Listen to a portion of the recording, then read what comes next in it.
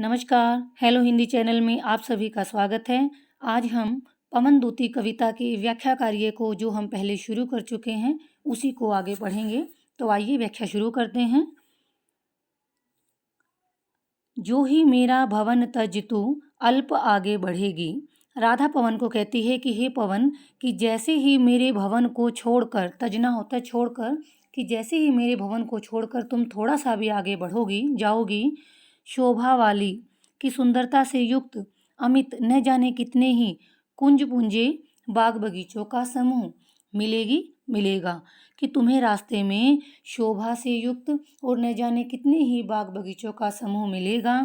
प्यारी छाया मृदुल सवर में मोह लेंगी तुझे, और वो बाग बगीचों की मिठास से भरी हुई ध्वनि यानी उनका आकर्षण तुझे मोहित कर लेगा, आकर्षित करने का तुझे प्रयास करेगा। तो भी मेरा दुख लख वहाँ तू न विश्राम लेना। तो भी हे पवन, तू मेरे विरह के कारण उत्पन्न दुख को ध्यान में रखना और वहाँ पर आराम करने मत बैठ जाना। थोड़ा आगे सरस रव का धाम पुष्प वाला, सब पुष्प वाला। अब राधा कहती है कि हे पवन, जब तुम थोड़ा सा और आगे जाओगी, सरस रस से युक्त, रव होता है ध्वनि, कि जब तुम थोड़ा सा और आगे बढ़ोगी तो मीठी ध्वनि से युक्त सत पुष्प वाला अच्छे अच्छे फूलों से सजा हुआ धाम, एक महल दिखाई देगा। लोने लोने बहुद्रुम, कि वहाँ पर सुंदर सुंदर बहुत सारे वृक्ष होंगे। लतावान सौंदर्य शाली, और सौंदर्य से युक्त तुम्हें लताएं मिलेंगी, बेल मिलेंगी। प्यारा वृंदा विपिन मन को मुग्धकारी मिलेगा, कि प्यारा वो वृंदावन, विपिन जंगल, वन, कि प्यारा वो वृंदावन तुम्हें मुग्धकारी, जो तुम्हारे मन को मोहित करने वाला होगा, इतना सौंदर्य से भरा होगा। आना जाना इस विपिन से मोह्यमाना न होना, कि तुम इस सौंदर्य से भरे हुए वृंदावन से आना और जाना, मोह्यमाना न होना, तुम इसके मोह से युक्त मत होना, इसके सौंदर्य के जाल में उलझकर मत रहना, क्योंकि उस इतनी सुंदरता से वो वृंदावन भरा हुआ है कि वहाँ से आना जाना तुम्हारे लिए आसान नहीं होगा। लेकिन फिर भी तुम मेरे दुख को ध्यान में रखती हुई इसके मोह में मत बंधना। जाते जाते अगर पथ में क्लांत कोई दिखावे। अब राधा पवन को कहती है कि हे पवन, कि अगर तुम्हें मथुरा जाते जाते पथ रास्ते में क्लांत, कोई पीड़ित, दुखी, कोई दुखी व्यक्ति दिख जाए, तो जाके निकट उसकी क्लांतियों को मिटाना। तो तुम उसके समीप जाना और उसकी सारी क्लांति, सारी थकान को समाप्त कर देना। धीरे धीरे परस करके तुम धीरे धीरे से उसके शरीर को स्पर्श करना। गात उत्ताप खोना, और उसके शरीर का जो उत्ताप है, जो दुख है, उसको समाप्त करना। सदगंधों से श्रमित जन को हर्षितों सा बनाना, कि तुम अपनी सुगंध से श्रमित जन, जो थके हुए मनुष्य हैं, हर्षितों सा बनाना, उन्हें प्रसन्न करने का प्रयास करना। संलग्ना हो सुखद जल के श्रांतिहारी कणों से, संलग्ना हो साथ लेना, सुखद सुख देने वाले, श्रांतिहारी होता है थकान को दूर करने वाले, कि हे पवन, तुम अपने साथ सुख देने वाले और थकान को दूर करने वाले जल के कणों को धारण करना।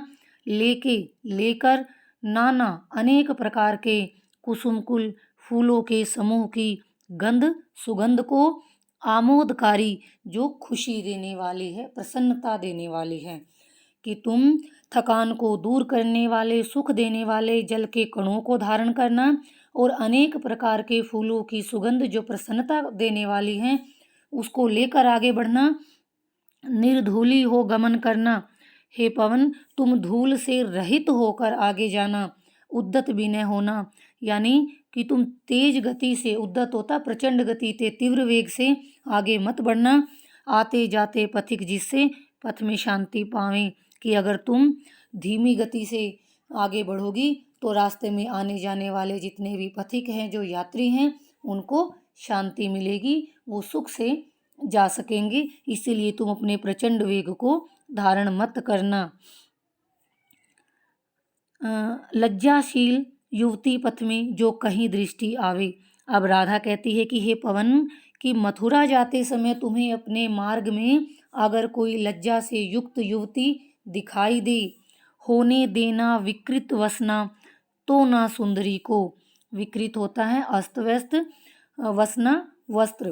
तो तुम उस युवती के, उस सुंदरी के वस्त्रों को अस्त व्यस्त मत होने देना, यानी तुम इतनी तेज गति को धारण मत करना कि उस तेज गति के कारण उस युवती के वस्त्र अस्त व्यस्त हो जाएं। तुम उसको ऐसा मतलब उसके वस्त्रों को अस्त व्यस्त मत होने देना, तुम अपनी प्रचंड गति को धारण मत करना। जो थोड़ी भी श्रमित वह हो, गोद ले श्रांति खोना। अगर वह युवती थोड़ी सी भी श्रमित हो, थकी हुई हो, तो अपनी गोद में लेकर उसकी थकान को समाप्त कर देना। होठों की औ कमल मुख की मलानताएं मिटाना।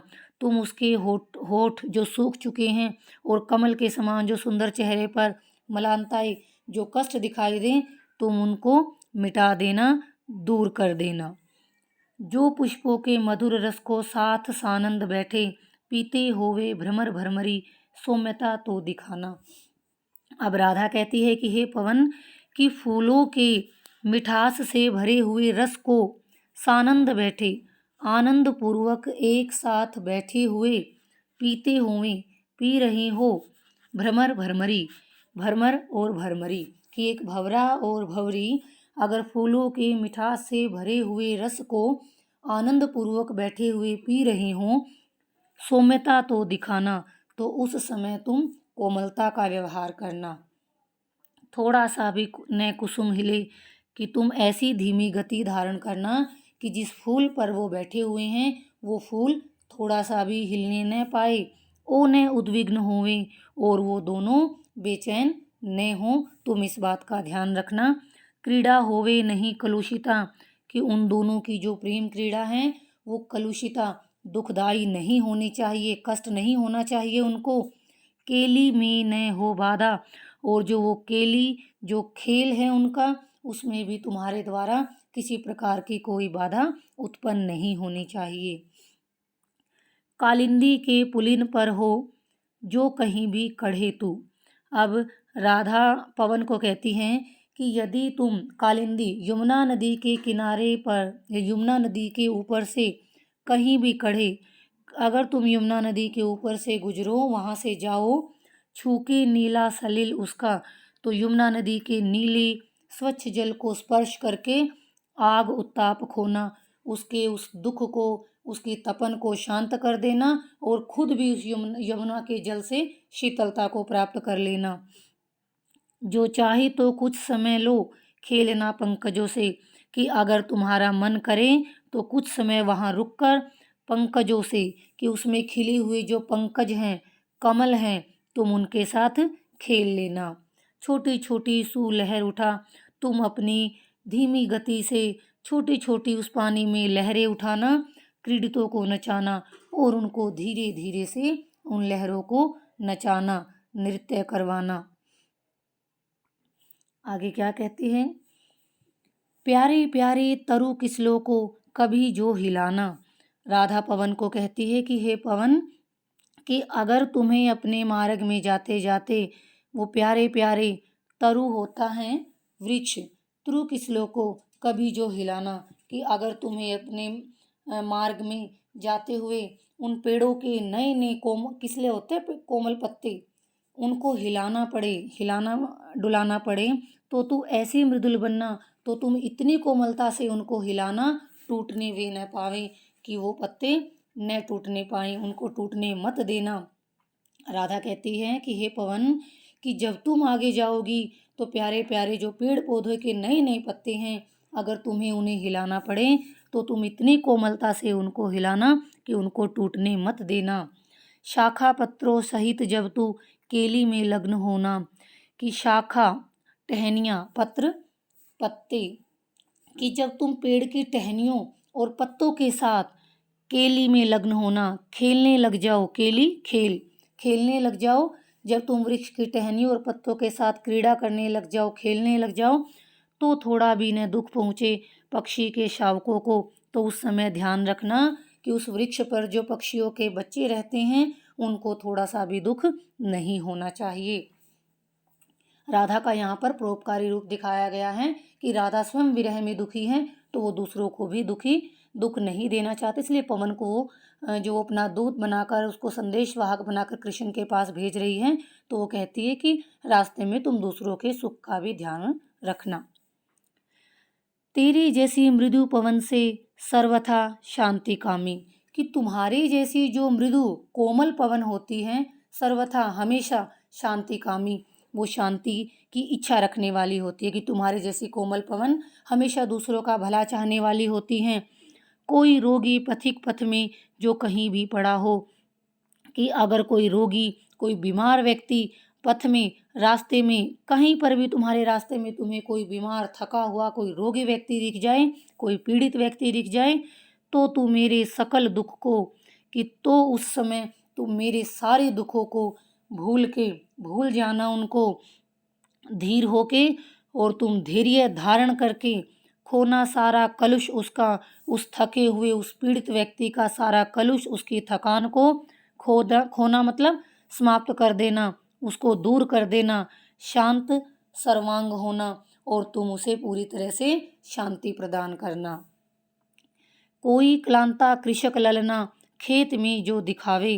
अब राधा कहती है पवन को कि हे पवन, कि अगर कोई क्लांता, कोई थकी हुई, कृषक ललना किसान बाला, किसान की बेटी, अगर तुम्हें कोई थकी हुई किसान की बेटी खेत में काम करती हुई दिखे, धीरे धीरे परस उसको, तुम धीरे धीरे से उसके पास जाकर उसको स्पर्श करना, क्लांति सर्वांग खोना, और उसके शरीर की सारे कष्टों को, सारे दुखों को समाप्त कर देना।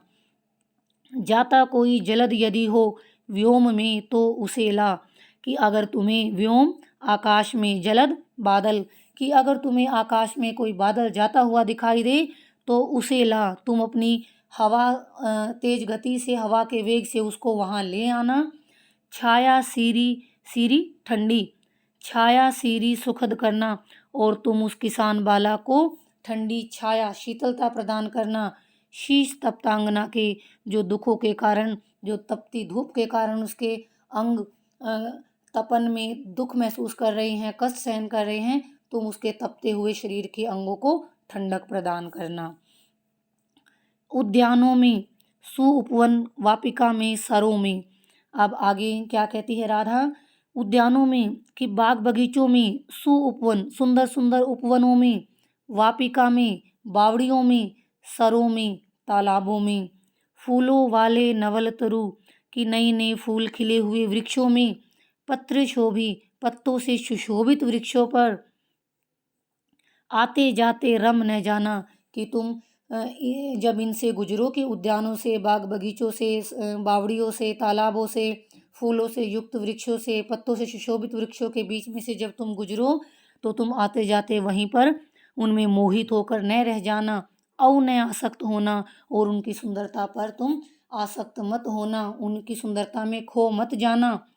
कुंजों में ओ कमल कुल में, फिर आगे राधा कहती है कुंजों में, बाग बगीचों में, और कमल कुल, फूलों के समूह में, वीथिका में, कि फूलों के, कमल के फूलों की बनी हुई जो वीथिका है, जो पगडंडियां हैं, और वनों में, यानी इनकी सुंदरता में तुम खोकर मत रह जाना।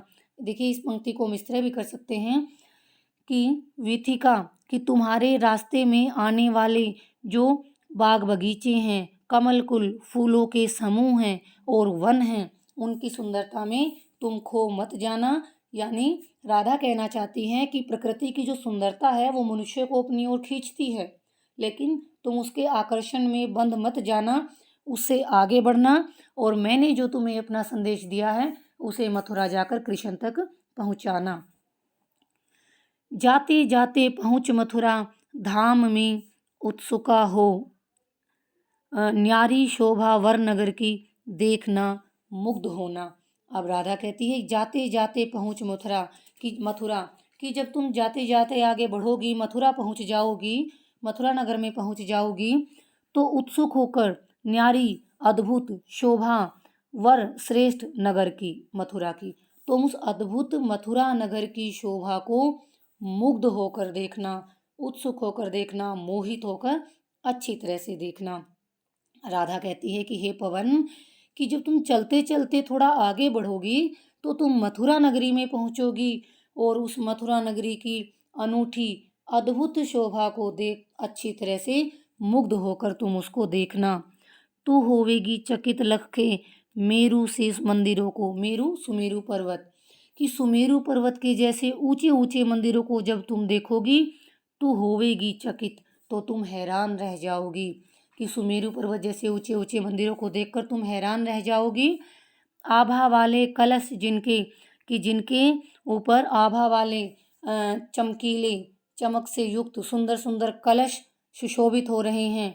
दूसरे अर्क, अर्क होता सूर्य, मानो वो एक दूसरे सूर्य के समान हो, कि जैसे सूर्य का प्रकाश जगमगाता है, रोशनी फैलती है, वैसे ही उन मंदिरों के ऊपर जो कलश लगे हुए हैं वो सूर्य की भांति जगमगा रहे हैं, मानो कोई दूसरा सूर्य ही चमक रहा हो।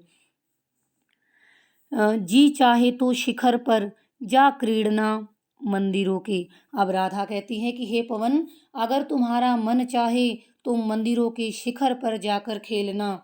ऊंची ऊंची अनुपम ध्वजा, कि उस मंदिर की चोटियों पर, शिखर पर जो ऊंची ऊंची अद्भुत ध्वजा पताकाएं लहरा रही हैं, अंक में ले उड़ाना।